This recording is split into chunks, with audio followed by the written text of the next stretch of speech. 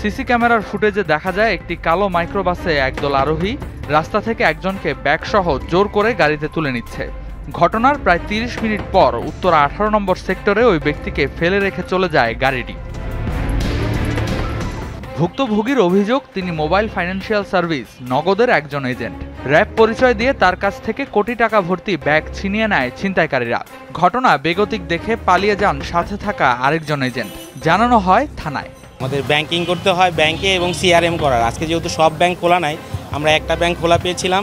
এটা ব্যাংকে জমা দিলে আমি এই টাকাটা যখন আমি ব্যাংকে জমা দিব, ব্যাংকে জমা দিয়ে রিসিপ্টটা যখন আমি নগদকে দিব, তখন নগদ আমাকে ইমানি দিবে।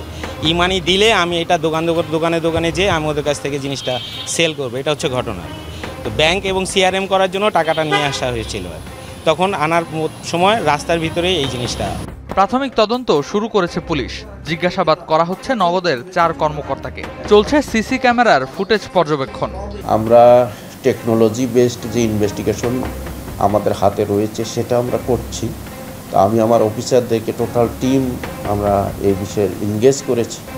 আমি নানা দিকে আমি নির্দেশনা দিয়েছি যাতে যত দ্রুত সম্ভব এটা রহস্য উন্মোচন করে আমরা একটা সাকসেসফুল হতে পারি।